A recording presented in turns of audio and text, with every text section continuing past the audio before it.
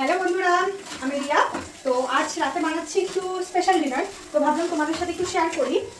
তো দেখো আজ আমি কী বানাচ্ছি তোমাদের সাথে একটু শেয়ার করছি। ফার্স্টে বানিয়ে নিয়েছি শীতের স্পেশাল একদম কড়াইশুঁটির আলুর দম আর আলু দিয়ে আলুর দম।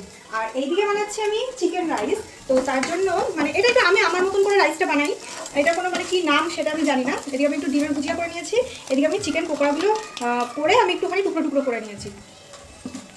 দেখো আমি এদিকে ভাতটাও করে নিয়েছি। রসুন, ক্যাপসিকাম আর পেঁয়াজটা অপশনাল, যেহেতু আমার কাটা ছিল তাই। তো এগুলোকে আমি একদম কুচি কুচি করে নিয়েছি। এটা বসিয়ে নিয়েছি, কড়াইয়ের মধ্যে দিয়ে দেবো একটু বাটার। এটাতে আমি বাটারটা ইউজ করি, বাটারটা ইউজ করলে কিন্তু খেতে বেশি টেস্ট হয়। বাটারটা মেল্ট হয়ে গেছে, এবার এর মধ্যে আমি ক্যাপসিকাম আর এই যে রসুন কুচিগুলো রয়েছে এগুলো কড়াই দিয়ে দেবো। দেখো আমার এদিকে ক্যাপসিকাম আর এগুলো মোটামুটি সব ভাজা ভাজা হয়ে গেছে, ঠিক আছে।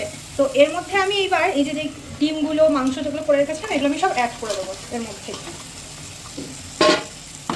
এটা ভাজার সময় আমি সব কিছুই যখন ভেজেছি একটু একটু করে লবণ দিয়েছি, তো পরে লবণটা আমি পরিমাণ মতন বুঝে দেবো। আমি এর সাথে অ্যাড করবো একটুখানি চিলি সস, একটুখানি টমেটো সস অ্যাড করবো। এবার তোমরা যদি সয়া সস খাও তো দিতে পারো, ওটা টোটালটাই অপশনাল, আমি দেবো না। পরে মিক্স করে নেবো প্রথমে।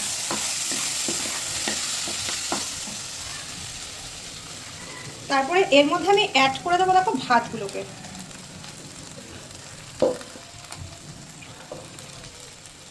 দেখো আমি ভাতটাকে অ্যাড করে নিয়ে এটা ভালো করে মিক্স করে নেবো সুন্দর করে।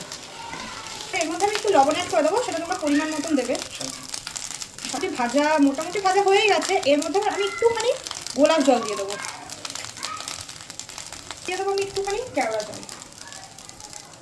রেডি হয়ে গেছে, তো চলো খাওয়ার সময় দেখা হচ্ছে।